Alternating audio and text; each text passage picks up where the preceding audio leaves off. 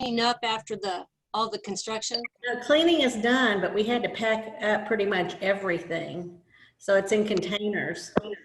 So going through containers slowly. I have what I need. Now it's just the little things, the extra phone sets, just little things that obviously we're doing time with. So They'll come up. They'll come up. they will. And Lisa, congratulations too for getting to put up with us for a while. Yeah. I know. Thank you.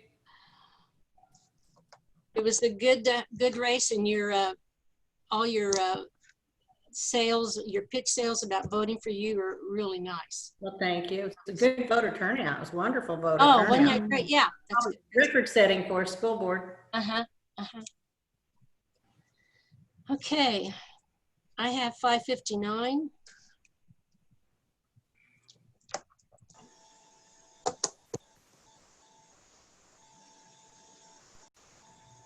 Okay, I think we will call this meeting to order. Roll call, Miss Ann, please. Marcy Donahoe, Yeah, Claudia Willis, Here. Linda Hampton, Here. Shevlin Fouts, Here. Lisa Cobb. Here. Okay.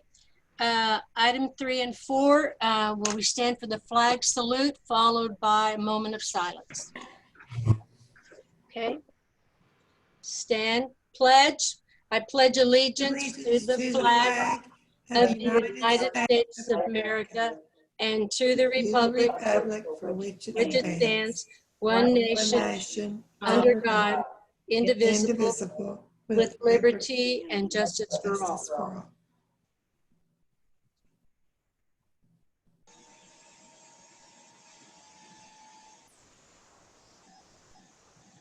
Okay, thank you. Okay. Item number 5, consider and take necessary action to accept the certified results of the school board election held on June 30th. And at this time, congratulations to Miss Lisa for a well-run campaign and winning seat number 5. And there will be no need for the formal bringing you, and I can't think of the term, as your oath of office and loyalty oath. Yeah, you've already done that. Mm-hmm. Okay, moving on to item 6, the annual organization of the officers of the Board of Education. At this time, I have a question. Yes, Do we need to take action on the election results or no? you probably should. I don't think you have to, but you probably should just vote to accept those. I'll make a motion to accept the certified results for the school board election. I'll second. okay. Linda, was that you? Yes. Okay. Roll call? Marcy Donahoe, Yes. Claudia Willis, Yes. Linda Hampton, Yes. Shevlin Fouts, Yes. Lisa Cobb. Yes. I thought the obvious win you had was enough, but this is the formality, I take it? I know it. Okay. Annual organization of the officers of the Board of Education. I make a motion to keep things as is. I'll second that. Marcy, do you want to keep things as is? I don't mind as long as there aren't any major negative issues. Yeah, that'd be fine. Yeah, that'd be fine. Yes. Lisa, Well, are you comfortable with the clerk? I'm fine. Okay. Okay, so I imagine we will need. Linda, you don't want to take your rotation? You know, I am fine. We don't have to change any paperwork. Okay, so we'll Are need. you okay with staying as vice president? Yes, I'm fine with that, but I'm fine. Claudia, you're fine with being VP? Sure. Hey, that Duncan, he sounded really hot. Okay, so we have a motion to leave the officers as they stand. Who made that motion? Shevlin?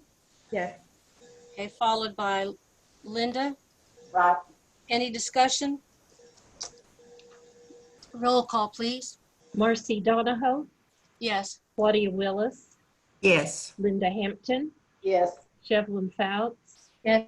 Lisa Cobb. Yes. Okay. Congratulations to you ladies. Yeah. Thank you very much. I think you pulled a fast one there. Yeah, yeah. Chevron and I did well. Yeah, I think I could tell. Okay, item 7, introduction of guests and public discussion by those who requested to speak to the board regarding any item on the agenda. Dr. Grab, I received none. Did you? We didn't have any requests to address the agenda. We do have some guests. I think Ms. Cheatwood or Ms. Wilmot, we're going to introduce the guest, and then I think Mr. Dean and Mr. Osborne, followed by Mr. Lemmy, we're going to each introduce a special guest. So Ms. Wilmot or Ms. Cheatwood, if you're there, would you introduce your special guest, please?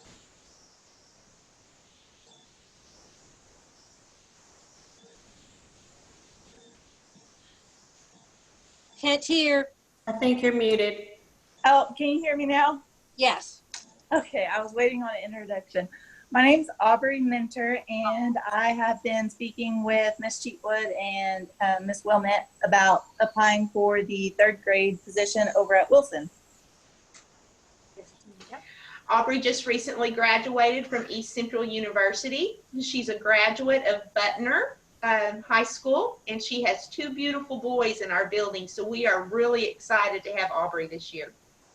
Great. Right. Congratulations. Yes, welcome. Welcome to the family.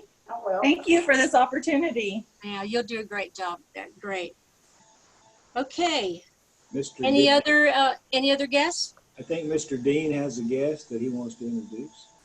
He or Mr. Dean? Mr. Osborne, there we go. He's Yes, not can a everybody- guest. Can everybody hear me? Yes. Yeah. Yeah, this is William Harvey. We're recommending William Harvey for the 7th grade science position to fill Mrs. Plett's position that was vacated when she moved up. William has recently graduated from Northwestern Alba with a Bachelor of Science and a minor in chemistry. Wow. He's a former graduate of SHS, and we're glad to have him to come on board with the middle school. Great. Everybody, Welcome aboard. Welcome back, William. thank you, thank you. Do you have anything to say? Just nice to see all y'all. A lot of familiar faces here. Okay. Well, it's good to have you on board. It is. Okay. Welcome. Dr. Gregg, any others? Mr. Osborne, I think, has a guest. My guest tonight's going to be Matthew Todd Gregg. We're looking at him for district technology coach. Mr. Gregg is Google level 1 and 2 certified, Apple teacher certified, as well as several years in the classroom. He comes to us directly from the State Department of Ed and from the Office of Curriculum and Instruction. And at this time, if you're on here, Mr. Gregg, could you speak up? Yes, I sure can. Sorry, my screen just refreshed. Make sure I'm not muted. Okay.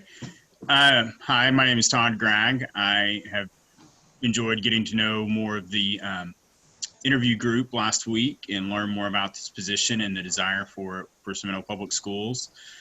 I have spent the past year as Director of Financial and Business Education at the Curriculum and Instruction team in the State Department of Ed. And prior to that, spent 3.5 years in the classroom teaching high school history and economics at Midwest City High School.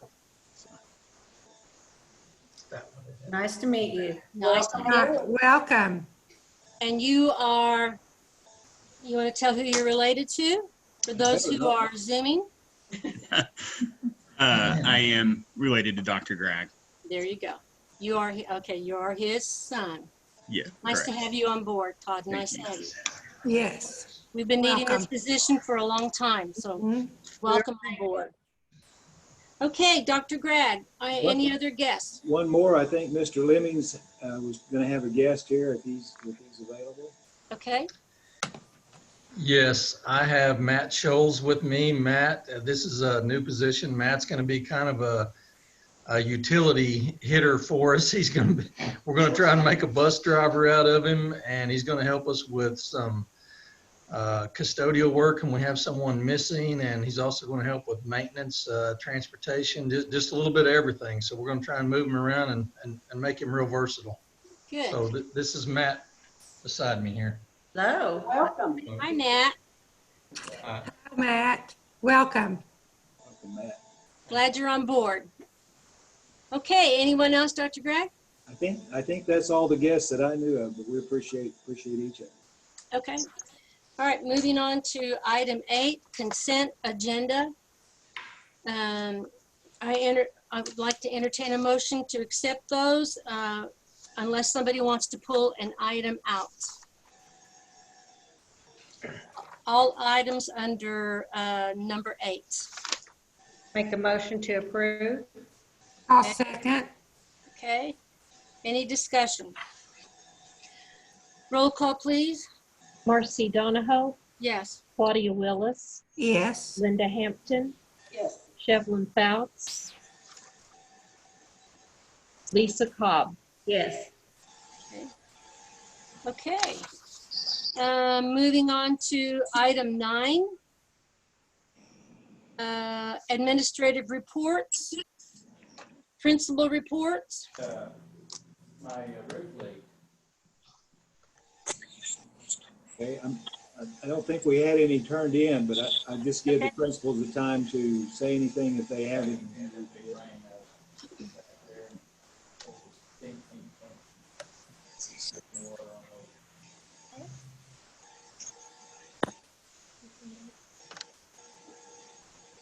Okay.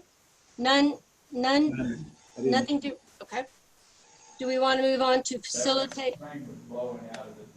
Yes, I think facilities report. Okay. 9B, facilities and operations. Go ahead, Mr. Lynn. Just a couple items. We've been real busy, with planning and everything that's going on, but we've tried to do some of the projects that we had going. Hopefully, some of you have noticed the roof at Wilson, what bad shape that was in. We've tried to start repainting that, recoating it. And we're about a third finished with that. So when you drive by there, you'll notice some progress over the next month or so, but we're running out of time with everything that's going on. We're still working on a punch list at the high school. We made dramatic progress. Sending another email out to them today to reconfirm, and we've had a lot of contractors there working on things, but we are making progress. Thank you. Thank you. Thank you, Ed. Related, 9C, related services reports. Hey, Ed, Yes, ma'am. you want to address a little bit about the leaks at the high school? What? Here, let me get a little hot there. There you go, buddy.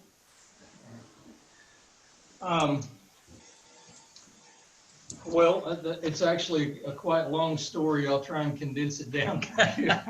We want the Cliff's Notes version. Okay, I got you. Dramatic progress in the locker room area. We had just a little bit down there today, but we know what caused the issue and we have a fix for it. Everything else, we're down to just a couple of windows and a couple of doors, and we have one roof leak that we cannot seem to solve, and that's a vent hood in the kitchen. But everything else, we seem to be making a lot of progress on. Going to have to change or pull the flooring up in the hospitality room, and then some stuff in the coaches' offices, and it didn't run the flooring. It just needs to be re-glued because it got damp. But I think we've made tremendous progress on the leak so far. Wind Construction came after we did our downspouts.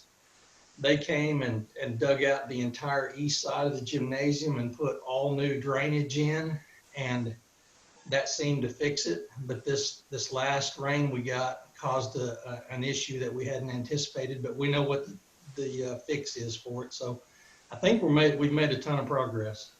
Okay, great. Right. Okay.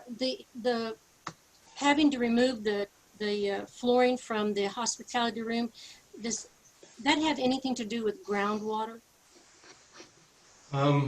Actually, I think we had multiple things going on, but the real culprit ended up being a plumbing leak in the attic in the Ooh. hospitality room. Believe it or not, it was Yeah. running down the wall. And we kept thinking it was surface water, and we kept doing things to try and stop that. And then we got in there one day and heard the dripping down the wall and started tearing some wall out. And we finally found it. It was a plumbing issue. Okay. So that has been corrected. So we know right where we're at on everything. So I think we're in good shape. Okay, great. Thank you, Ed. Yes, Thanks. ma'am. Thank you. Thank you. Okay, related services reports, food service, technology, student services. Don't think we had anyone reporting tonight. Okay, superintendent's report. Superintendent's report, I think we got that finally posted. I was a little tardy getting that to Ann, but just a few highlights. One, on a disappointing note, Mrs. Wilmot and crew put together an application for the stimulus incentive funds that the State Department and the governor made available through a competitive grant process. Primarily, we were hoping to provide some hotspots for our students that have limited capability in connecting to the internet, and also maybe some devices to help with making sure we're one-to-one everywhere. And we were not funded with that. We talked to the folks at the State Department and kind of wanted to check in and see. We were in a tier of 58 schools in the application. I think they had 350 or 360 total. They funded 150, and out of our tier of 58, we were ranked 38 after they scored us. They funded 25 out of our tier. And we think one of the things that it was really close, according to the lady at the State Department that we visited with, was that we did get a healthy grant in terms of per student funding in the regular stimulus CARES fund. And so they had a bonus points there, and schools that were lower funded in that grant received those bonus points, and that may have kept us from getting that. There will be another competitive grant that's really more of, it's a grant, but it's more of a contract that the state has negotiated with, I believe it's Verizon Wireless, for some hotspots. It will be limited to economic eligibility for families, and so we'll most likely turn in an application there, but we may also need to try to negotiate for those that might not qualify under those stipulations if we are awarded, and that will be coming out next week, so we're getting that information together. I had mentioned to you at our last board meeting that with our Zoom, that we knew there had been a recording of the entire Zoom, partly our fault for not knowing that we didn't just pause that and get that turned off. But long story short, after we followed through, it was just an accidental recording, and that has been validated and closed out, so there was no intentional violation there in our opinion. COVID updates, you all are probably watching these every day. The last 10 days to 2 weeks have been a real spike.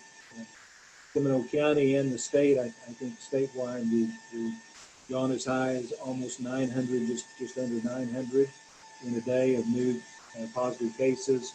But they've ranged anywhere from 550 to 900, that 850 or whatever that high number was over that time. And so we're watching that very closely and monitoring it, as I know the health department and the city are as well. Other things that I wanted to mention, we do have a special board meeting next Tuesday at noon. That will be the 21st. The primary purpose, the reason we set it that day is it's time to sell one of our continuing bonds, and Andy Davis with the Stephen L. Smith Company will be here He's handling that for us, and that'll be at noon. We hope to have at least one or two bids for the high school building. Those are due this week on Wednesday. And so we'll put that on the agenda for the board to review any bids that we do. And we'll have that on that 21st as well, along with any other updates as we continue to get close to school opening. We want to keep the board completely informed on the reopening plans that we have, and those are updated and changed. We had a morning meeting with our planning team, teachers and staff, administrators throughout the high school most of the morning. And so we'll continue that countdown to the opening day. And so if there's anything that we need to discuss at that time, we'll put an item on the agenda next Tuesday. Try not to go over the lunch period, but just kind of give me a heads up of what's there. And then the other thing that I brought you, and I'll just kind of give you the short version, but I wanted to compare as best I could the fund balances from June 30th of a year ago to the fund balances for this year, kind of under that budget report item there. I always think that the fund balance is a real indicator of how we're doing from year to year. It's a benchmark as how we've done, especially in the general fund, the building fund, and the child nutrition fund. A year ago, our cash balance was almost, it was 2 million, almost 200,000. This year, it's right at 1,700,000. We knew we would be down. We predicted that we would be down anywhere from 250 to 500,000 based on the budget. The good news is that we're really not down that much when we look at the bottom line. When we look at outstanding warrants, those are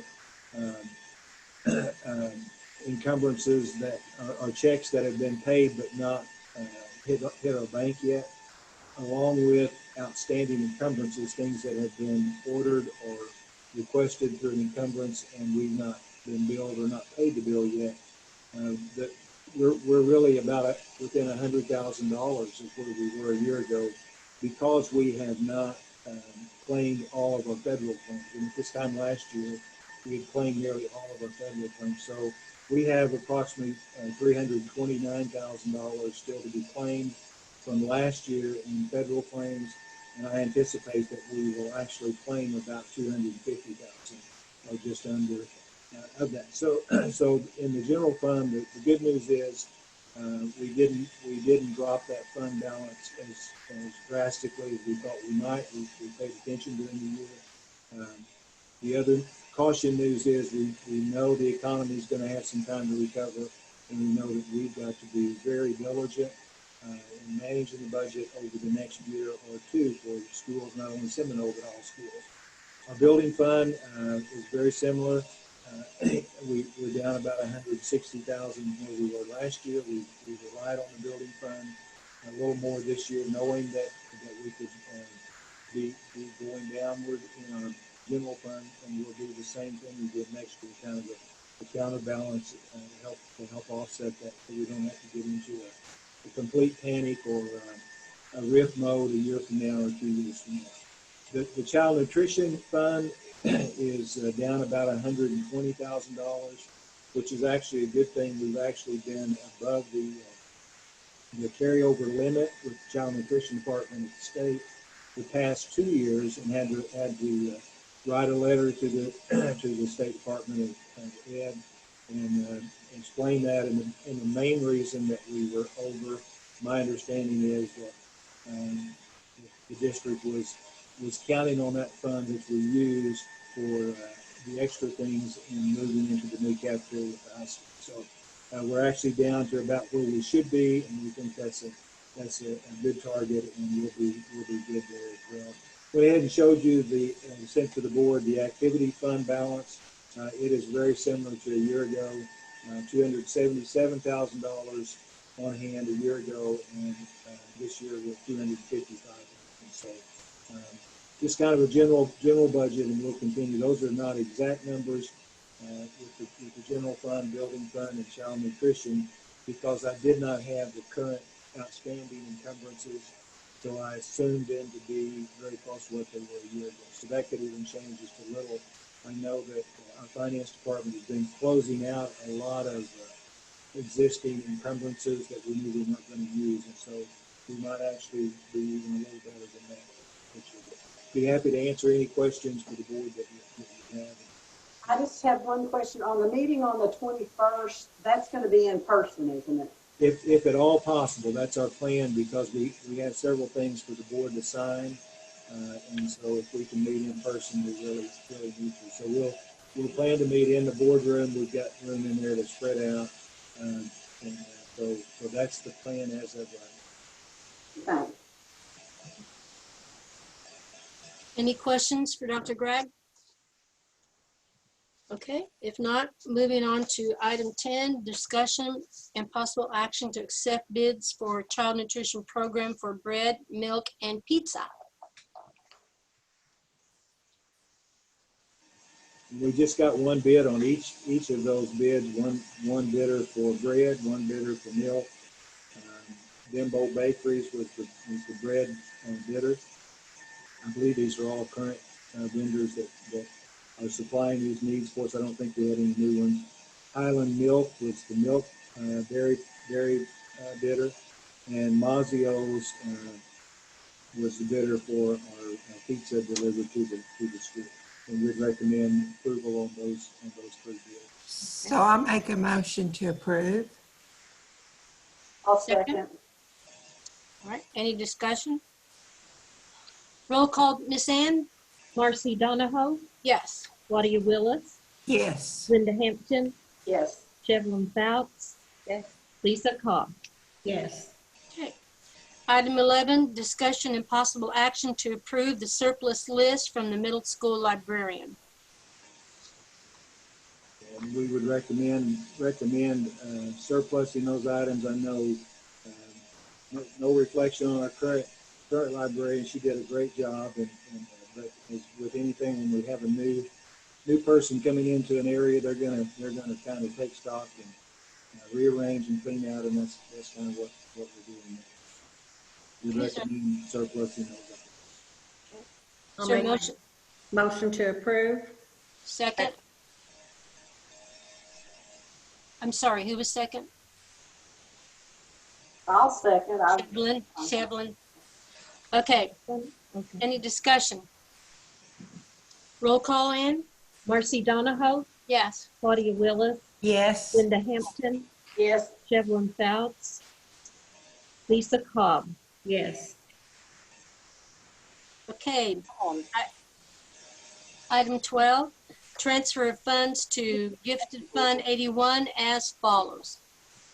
Okay, and we approved the process and the definitions at the last meeting, and no one's fault. We just have not gotten the exact numbers, so I would recommend that we take no action, and we'll have that back on the agenda with exact numbers for you at a future meeting in August for sure.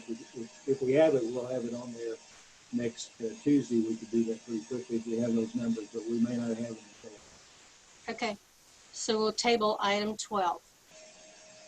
Okay, item 13, discussion and possible action on policy review and updates.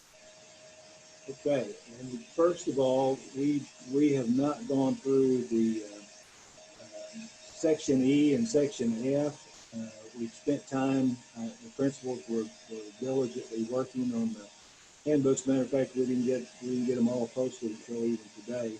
And so we wanted to have the handbooks to recommend for approval. We can pull those up if you need me to, I think. We do have some plans and policies that we will continue to work on for reopening the schools. We've been posting those and trying to, and after our meeting this morning, I think we're ready to get a lot of those out to the public. And I also have several templates that I'm going to send to board members and administrators that OSSBA Policy Service just sent us, and they include such things as the change in attendance policy for virtual and distant learning, an absentee policy on how we count attendance for virtual and distant learners, and things that really directly impact this reopening of school plans. But really, I think, well, if I can get this to pull up, I'll pull up the policies real quickly so you know what that's our student learning plan. That's just the options that we have pulled up. There are two. I was going to see if this is in right here. If they'll pull up, there we go. I think we went over this last time and we made the few adjustments. This is just the medical marijuana for students on campus, the form that would be used, and we made those adjustments and have those ready. We would recommend there. Here's the actual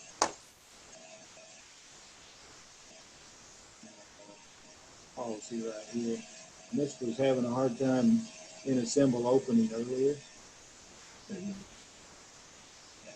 If you all recall, we went through this at our last meeting, and it's about a 5-pager.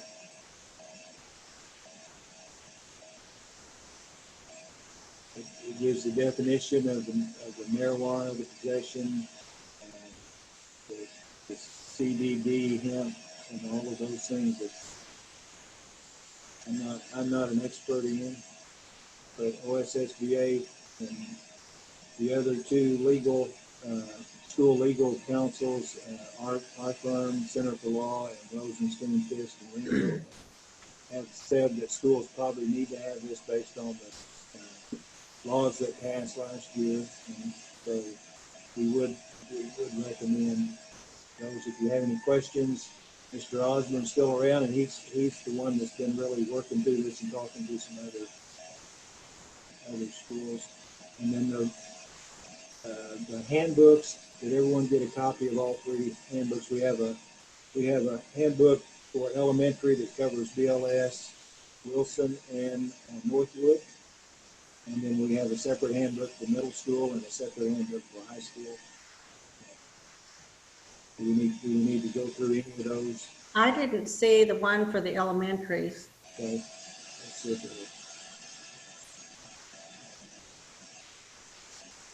That one. okay. And we'll get those sent out as well. I didn't see the elementary either, but I looked at the high school and middle school, and the only question I had, did any significant changes on any of them? Right.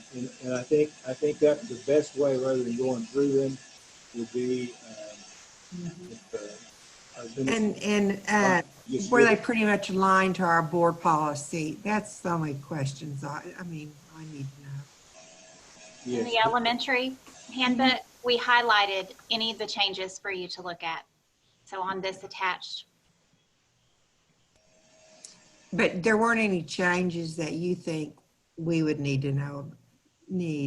Well, distance learning is in there now. Right. Technology devices is in there now. The protection plan for technology. Student health has a significant change to the narrative. Some different things were added about COVID, about the temperature being, can't be over 100. An isolation area being instituted at each site, and how we're going to do that. Medication, one of the changes was medication that it was kind of vague and we were all over the place between the sites. And so we've changed that a little bit. BLS and Wilson will not give non-prescription medicine, and Northwood will give it, but with parental consent only. And so that is a change that's in there. Bus riders, we did add that all bus riders will wear a mask into COVID, and that their temperature will be taken upon arrival to the school. That's a change. Yes, and then visitors will wear masks when they come into our building. We're going to encourage parents to drop off and pick up outside of the building, but parents may come in, but only if they wear masks, and that is now in policy or in the handbook. Okay. Masks be provided if parents come up and don't have one, or if a child gets on the bus and doesn't have one? Yes, we bought quite a few disposable masks that we can hand out, Even for parents. even for parents. Yes, ma'am. It's a lot of work, Angela. Thank you and your team. A lot of work. Thank A lot you. of work. Appreciate it. Okay. I saw the high school, Mr. Dean, I'm assuming yours is, you've included those things too. Oh, those things have not been included yet in the middle school handbook. Were there any changes to the middle school handbook? No, there's no significant changes to the middle school handbook. Okay. And the high school was highlighted. I did see all that. Okay. I'm fine with Move. approving. Okay. Is that a motion, Miss Claudia? I'll make a motion to approve. Okay, second, I'll second. Linda? Okay. I can't hear Shevlin, so I never know if I'm, Me neither. I don't know if, Being quiet. oh, okay. I just didn't want to talk over you. If No, you're good. Okay. Any discussion? All right, Miss Ann, roll call, please. So did Shevlin or did Linda? Linda? Okay.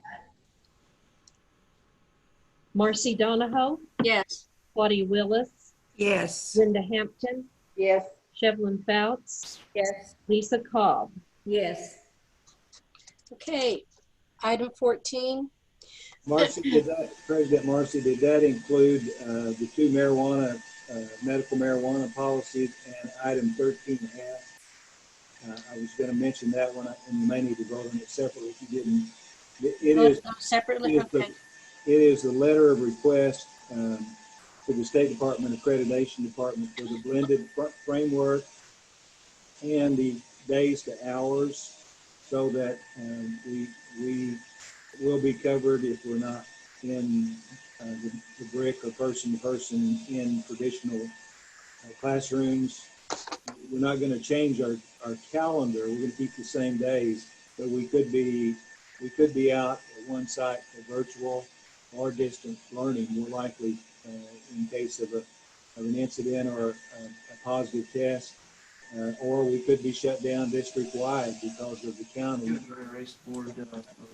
So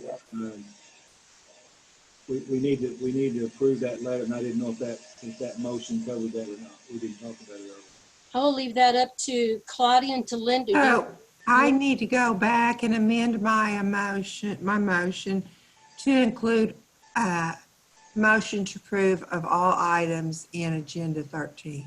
Okay. Thank you. And I'll still second. Okay. Discussion? Roll call? Marcy Donahoe, Yes. Claudia Willis, Yes. Linda Hampton, Yes. Shevlin Fouts, Lisa Cobb. Yes. Okay. Item 14, consider and take possible action regarding a proposal for LED lighting update from Oklahoma LED. Okay, and I think Mr. My name's Joe Schrader. Yeah. Go ahead, Dr. Gregg. Yeah, let me let you, I'll give you the screen if you'd like. I can quit sharing. Dr. Gregg, can you pull up the proposal? I think I can. Hang on, it wasn't on our symbol. Let me go right here. I think I can do that.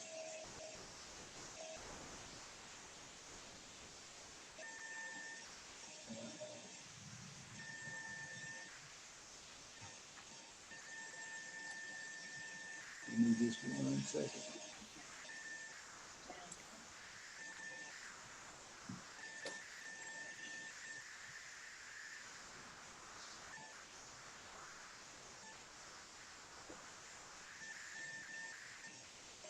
Okay. There we go. All see that right there?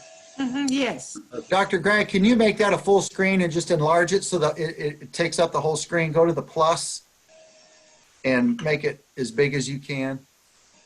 I don't think I have it in PowerPoint. I think it's in a PDF here. If you hold the control button down and then take your roller on your mouse and scroll it up, it should control and then scroll up.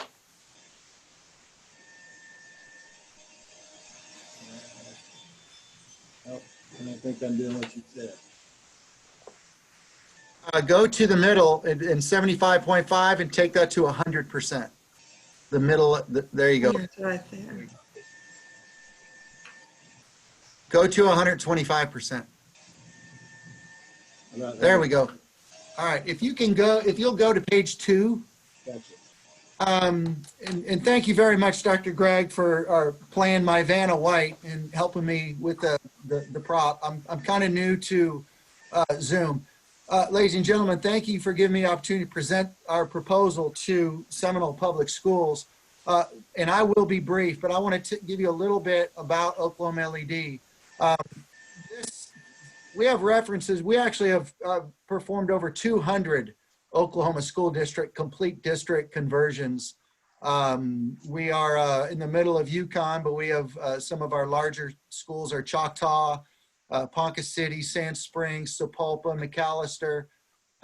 We are a Oklahoma licensed electrical contractor. We do service what we sell. Dr. Gregg, if you can scroll down a little bit. Everything we do is quality brand products, and we do everything the right way, and we do use what's called best practices. And every light that we install comes with a 10-year warranty on the lights. We are OG&E's largest government and school rebate provider, and our claim to fame is our accuracy. Now, we went through your entire district twice. We actually had a proposal back in 2018 for this entire district-wide lighting, and it was not brought, I don't think it was brought before the board, but I'm glad that we're bringing it before the board today. We use a very sophisticated software to count the lights, and yes, we count every single light bulb in every classroom, hallway, janitor's closet, indoor, outdoor, and we have a 100% inventory of all your lights. Now, before I get into the proposal, I want to draw your attention. When I present to boards across the state, we present tens of thousands and hundreds of thousands of dollars in savings. And we show how it is a self-funding project. It saves all this money. It doesn't cost the school district any money because we structure the savings to pay for it. And there's lots of zeros and they're big numbers. And sometimes you can scratch your head and say, how could this be true? So I always start my meetings with a light bulb, a 65 watt light bulb burns 65 watts. Can everybody hear me? Yes. Yes. It burns 65 watts, and that is a fact. I cannot manipulate that. And when I convert the 65 watts to how you pay your power bill to kilowatt hours, and we have received 12 months of your power bills from OG&E, and if I know exactly how much you spend per kilowatt hour, I can tell you exactly how much that light bulb costs you to operate an hour, okay? Now, when I replace this incandescent 65 watt bulb with a 9 watt LED light bulb, I have just lowered the wattage by 84%. That light bulb is now 84% cheaper to operate. And that is a fact, and I cannot manipulate that. So when I present your proposal today, it is 100% based on facts. There is nothing in my proposal that is I hope to or you should see. We'll cross our fingers, and other school districts have seen. This is based on fact, and OG&E, if every project that is approved in OG&E and PSO territory, OG&E specifically for your school district, they come in and they do a complete full pre-inspection of the district, of our numbers. They validate our numbers. They will not allow any contractor to misrepresent or put their thumb on the scale for school districts. So everything I'm getting ready to show you is fact-based, and it is based on 2 + 2 = 4. There is no strange math. So I just want to predicate that, okay? Dr. Gregg, if you can go now, drop down to page 6. There you go, right there. Now, I'm only going to pick on, do you see where it says cost per kilowatt hour, Dr. Gregg? Put your scroll over to cost per kilowatt hour just underneath energy saving estimates. Does everybody see that, 0.085? right there. If you'll go over one right to the right, there are 2,575 fixtures in the entire district, light fixtures, and we're reducing your lighting energy by 67%. That is a fact. That is not a guess.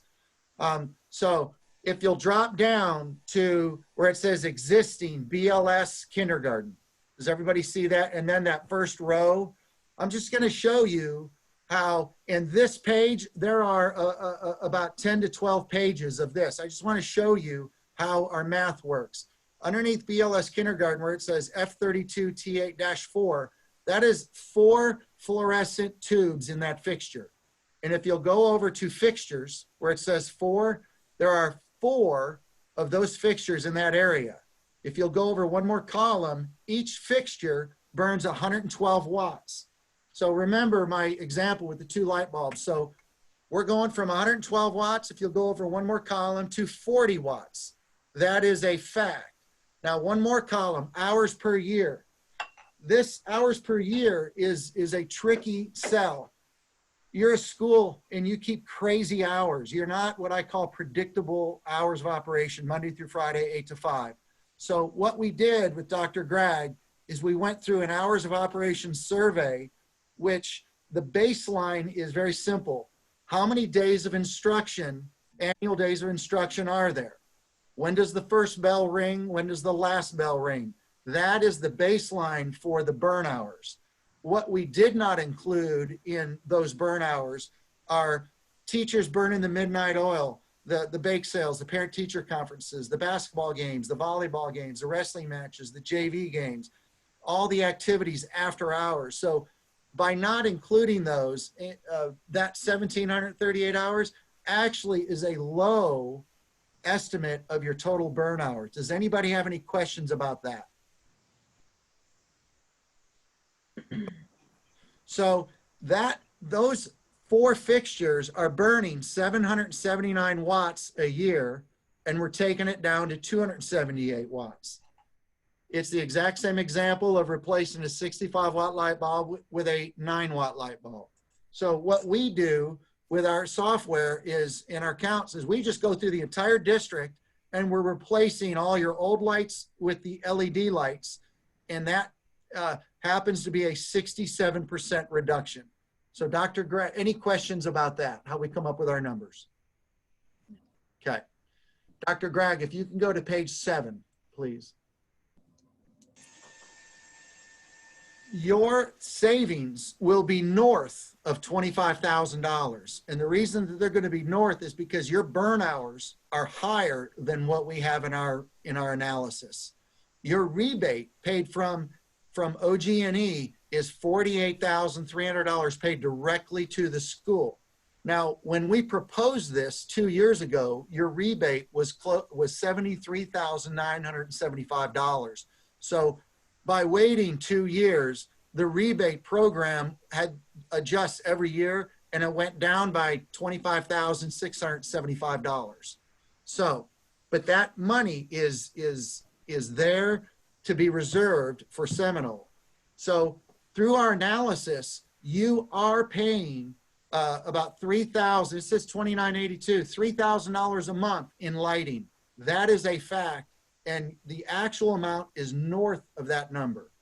Once we convert your district to LED lighting, which would take approximately 2.5 weeks, your very first month, it would drop to about $900 a month, which is a 67% reduction, and that is fact.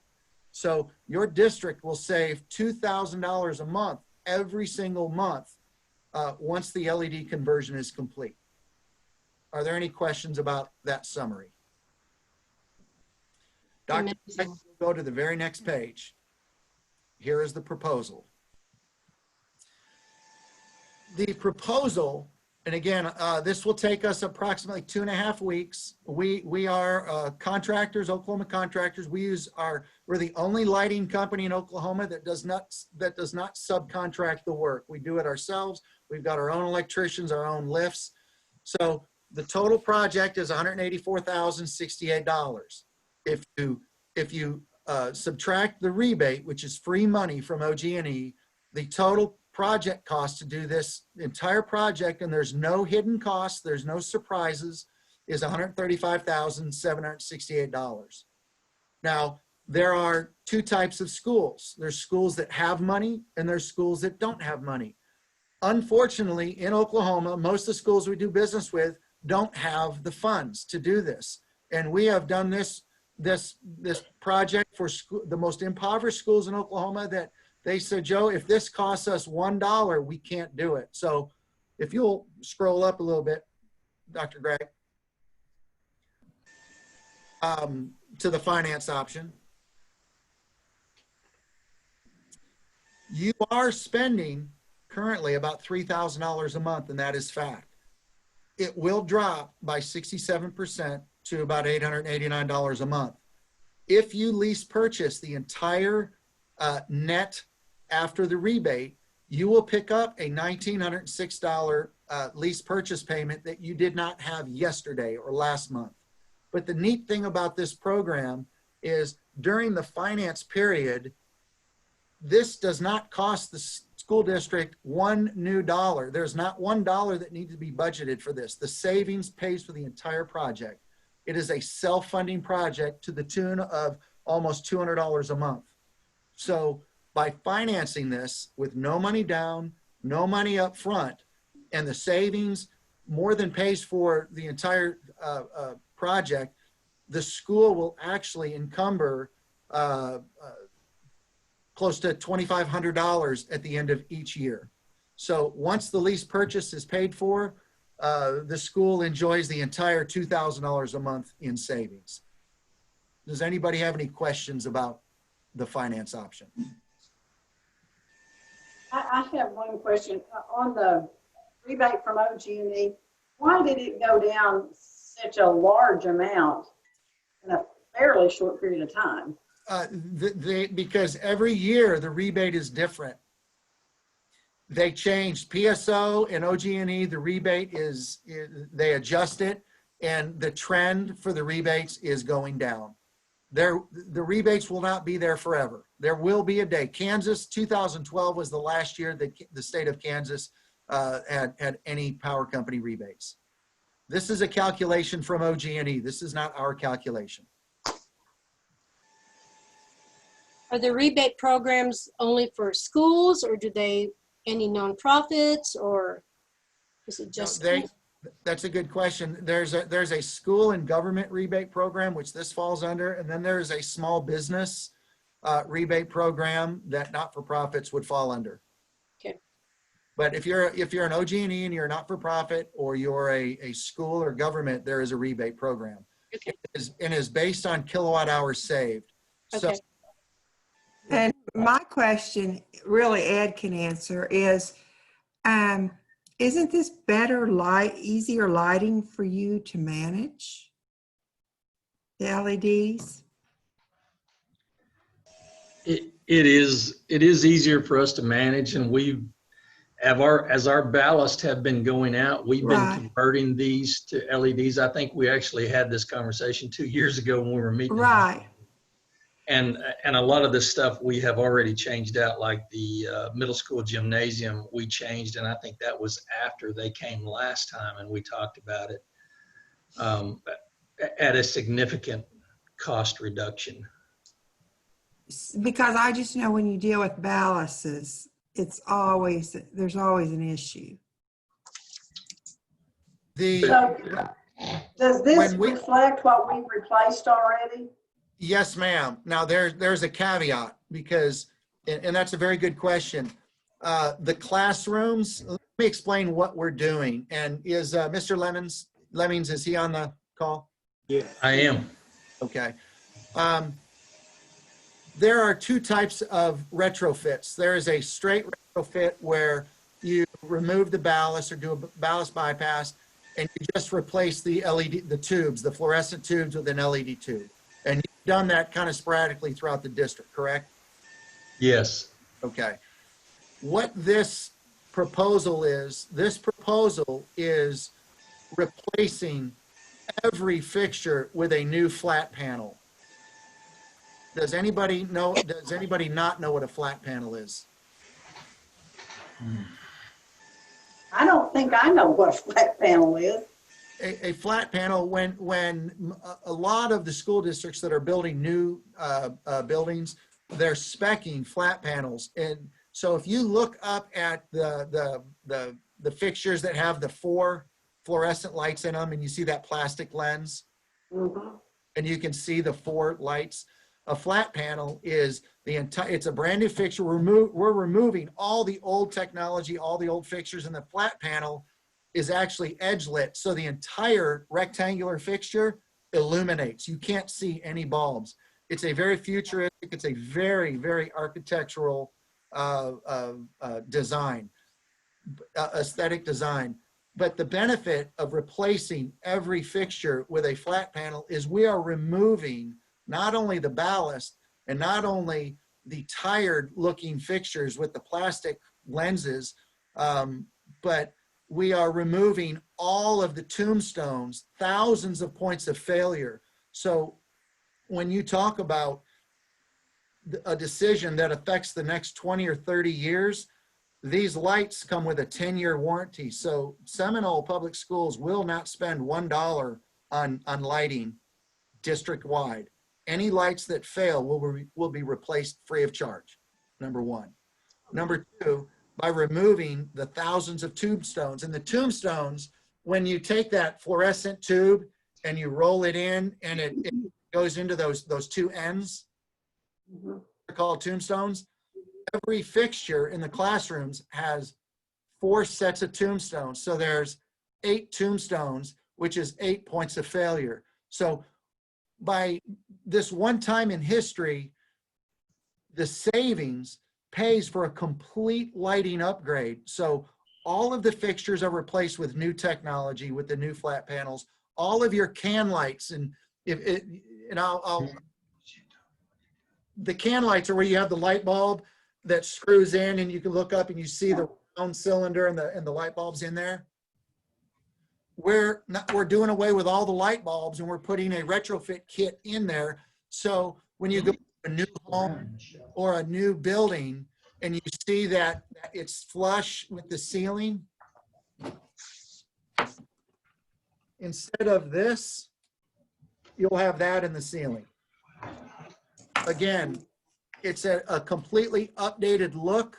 It's taken away, again, thousands of points of failure, and your maintenance on your lighting district-wide will drop to virtually 0 with a 10-year warranty.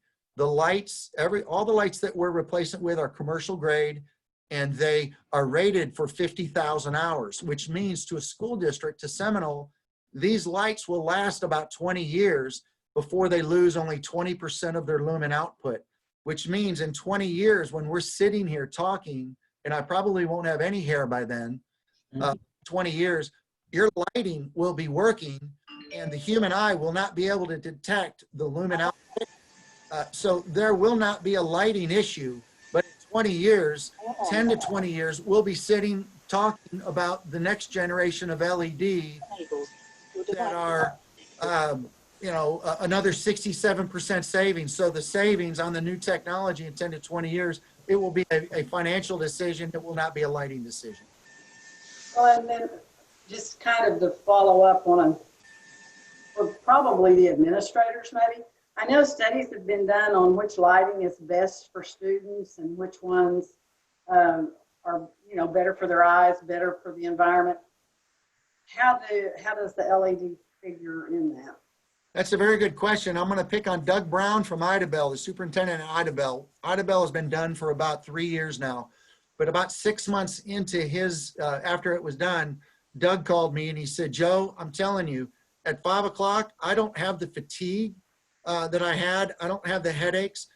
It is proven, and it is a fact that fluorescent lights are horrible for humans. They're horrible for us, but it's all we've had for the last 80 or 90 years.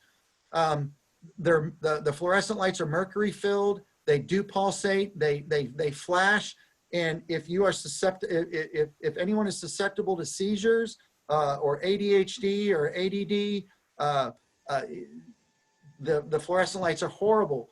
With the advent of the LED lights, a lot of those symptoms go away. Productivity increases, the fatigue level just isn't there. So they're actually much healthier for humans. Now, you've probably also read reports about blue light and how bad it is for us. Those reports really need to be focused towards the iPads and the cell phones that humans are staring at all day long. But the LED lighting is actually better for the learning environment and the working environment. Much better. So administrators, do you concur that that's what you want?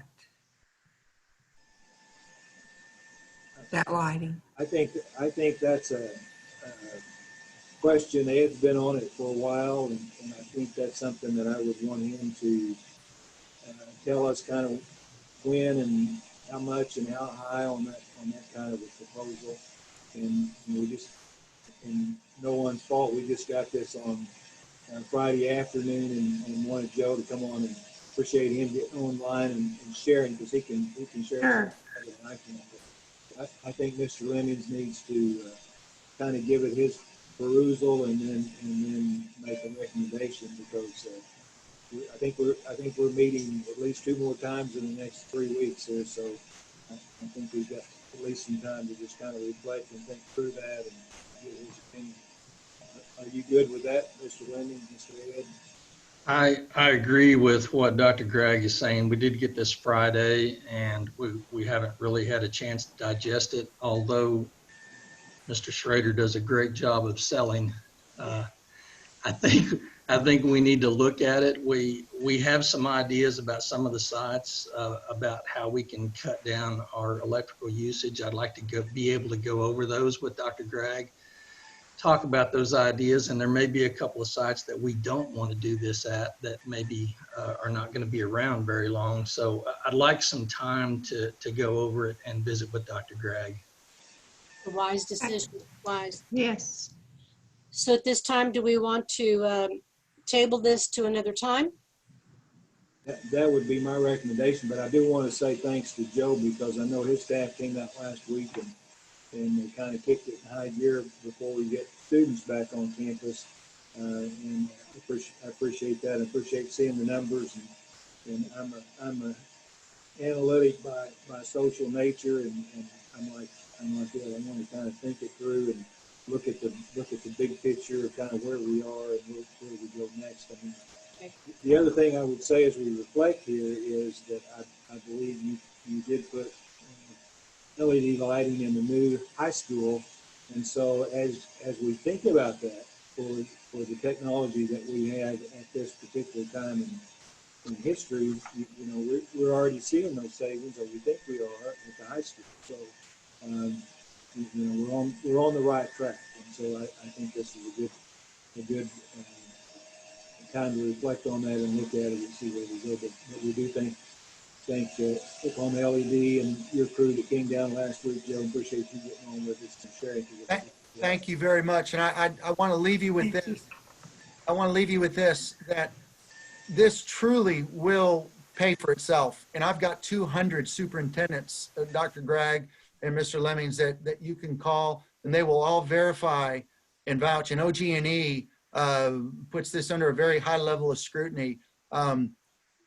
When you look at this, and there's some, whether we do all the buildings or we take buildings off, when you put this in our program with the lease purchase, it does literally will not cost the school one new budgeted dollar. It is a self-funding project, and that is a fact. So please take that into consideration when deciding to move forward.